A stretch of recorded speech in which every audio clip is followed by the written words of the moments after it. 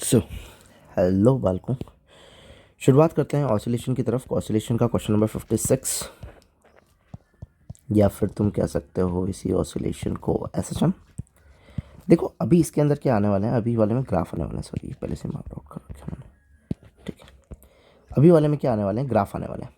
तो ग्राफ वाले में एक्चुअली क्या है कि मैं तुम्हें एक ट्रिक दूंगा, ध्यान रखना, उसके हिसाब से सारे क्वेश्चन सही होंगे, कोई क्वेश्चन जो होगा वो गलत नहीं जाएगा। ग्राफ को सॉल्व करने से पहले तुम मेरा ये वाला कर्व देखो। इसमें हम यहाँ पे बताएंगे कि ये प्लस साइन का होगा, ये माइनस ये कॉस का होगा, पॉजिटिव कॉस, ये माइनस का साइन होगा, ये माइनस का कॉस होगा। बस अगर इक्वेशन तुम्हारी कॉस पे है और तुम्हें साइन पे जाना है तो तुम्हें 90 को प्लस करना है, पाई बाय 2 को। ठीक है, अगर माइनस साइन पे है, साइन पे जाना है तो 90 को प्लस करना है। माइनस साइन पे कॉस पे है और 90 पे जा प्लस पे, इस तरफ राइट हैंड साइड पे जब चल रहा हूँ तब क्या करते जाना है, प्लस करते जाना है। जो फाई होता है ना, जो फेस डिफरेंस अपन कहते हैं, उसको प्लस करते जाना है। कब? जब तुम्हें क्या चाहिए हो, साइन चाहिए हो। ठीक है, क्या चाहिए हो, प्लस साइन चाहिए हो। बस और क्या। ग्राफ कभी भी चालू होगा तो साइन का कैसे चालू होगा, साइन का ऐसा है तो यहाँ से चालू हो जाएगा। माइनस साइन का है, माइनस साइन का है तो ये नेगेटिव से पीछे से चालू होगा, ऐसे करता हुआ चालू होगा। कॉस का है तो कॉस का ऊपर से चालू हो जाएगा, और माइनस कॉस का है तो नीचे से चालू हो जाएगा। सारे बताऊंगा मैं एक्चुअली कैसे क्या चल रहा है।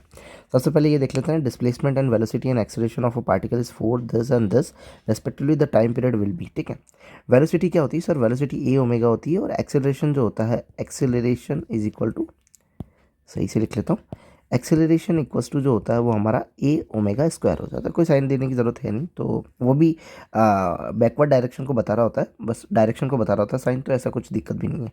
एक्सेलरेशन की अगर बात करें तो 1 सेंटीमीटर पर सेकेंड स्क्वायर दिया हुआ है।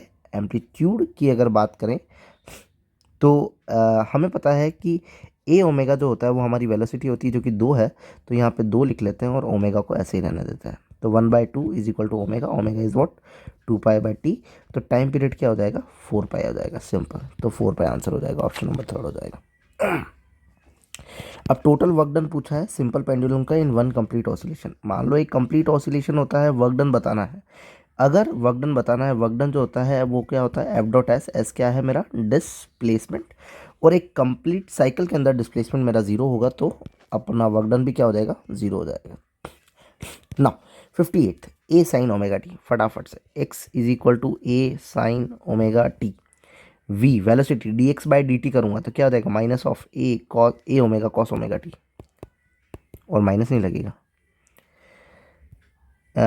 ए ओमेगा कॉस ओमेगा टी हो जाएगा। और अगर मान लो एक्सेलरेशन की तरफ जाना है तो एक्सेलरेशन क्या हो जाएगा, minus of A omega square sine omega T.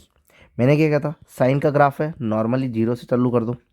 Cos का ग्राफ है, ऊपर से चालू होगा ऐसा, क्योंकि कॉस ऊपर, प्लस का ऊपर कॉस है। साइन का है मतलब कि माइनस का साइन है तो पीछे से चालू हो रहा होगा। ठीक है, पीछे से चालू हो रहा होगा, दैट मीन्स कैसा चालू हो रहा होगा, यहाँ से ऐसे चालू हो रहा होगा। ठीक है, नाउ डिस्प्लेसमेंट टाइम ग्राफ कहाँ से चालू होगा भाई, एक्स का है, नॉर्मली है तो 0 से ही चालू होगा, तो ये आर हो जाएगा, तो ए का आर हो गया,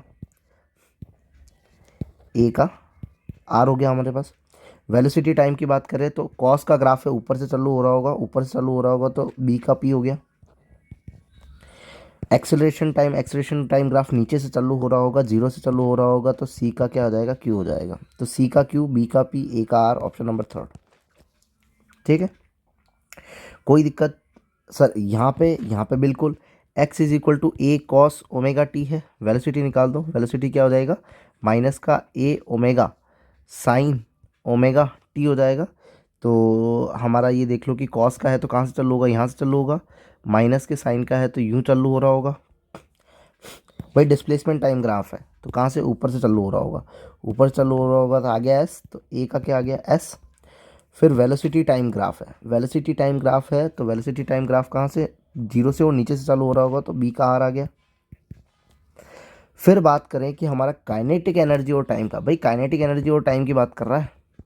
काइनेटिक एनर्जी क्या आता है, half of M V square, velocity से रेस्पेक्ट में आता है, वेलोसिटी के रेस्पेक्ट में आता है, तो चालू कहाँ से होना चाहिए भैया, पोटेंशियल एनर्जी और ये है। देखो मुझे ये बताओ कि ये डिस्प्लेसमेंट का है जो कि half of K X square, जो कि पोटेंशियल एनर्जी को रिप्रेजेंट कर रहा होगा, मतलब कि एक्स स्क्वायर में डालेंगे इसको और इसको काइनेटिक एनर्जी की टर्म्स में डालेंगे।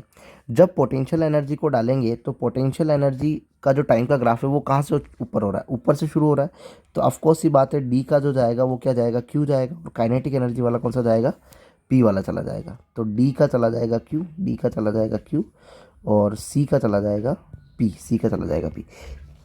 नॉर्मल है, ग्राफ को एक लाइन पकड़ के चलो, कैसे क्या चलेगी, ये वाली लाइन पकड़ के चलो कि ये वाला ग्राफ कैसे बनेगा, और इसके हिसाब से चलते रहो, किस हिसाब से चलता रहेगा वो, कहीं भी कोई भी ग्राफ गलत नहीं होगा। ए का बनेगा एस, ए का एस है, बी का आर है, डी का क्यू है और सी का पी है, तो ऑप्शन नंबर थर्ड हो जाएगा। सिंपल है ना। मूव ऑन करता है, आगे की तरफ चलता है। देखो एक्चुअली क्या है, ग्राफ में ऐसा कोई खास है नहीं। ग्राफ नॉर्मली अगर तुम्हें कॉस से देखो नॉर्मली वो साइन से बोले कि ए साइन ओमेगा टी वाला है तो वो ऐसे चलेगा। कॉस वाला बोला तो कॉस वाला यहाँ से चलेगा। सर माइनस कॉस बोला तो माइनस कॉस बोला तो यहाँ से चलेगा। सर माइनस का साइन बोला तो माइनस का साइन बोला तो यहाँ चलेगा।